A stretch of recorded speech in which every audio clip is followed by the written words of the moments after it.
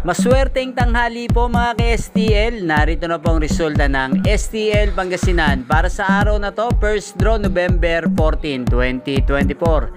Araw ng Huwebes, naway ang mga natayaan nyo pong mga numero kanina ay manalo nawa ngayong tanghaling ito, 12 PM. Kaya kunin nyo na po yung mga tickets. Narito na po ang resulta. Ang mga numerong nanalo sa STL Pangasinan ngayong tanghaling ito, November 14, 2024. First draw result, 12 PM. Ang mga numerong nanalo, 10 at 27 in exact order. Sa lahat po ng tumaya kanina para sa first draw ng 10 at 27, congrats po sa inyo. Panalo po kayo. Again, 10 at 27 in exact order. Shoutout po natin ngayong tanghaling ito sa STL Pangasinan si Ate Dindi at Ate Daisy. Shoutout po sa inyo.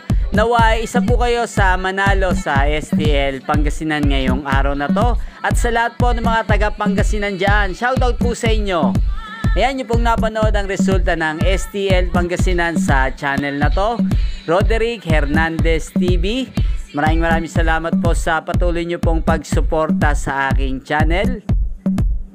Thank you for watching. Huwag pong kalimutang mag-subscribe. At magkita-kita pong muli tayo mamayang alas 5 ng hapon. Dito lamang po sa channel na to, Roderick Hernandez TV.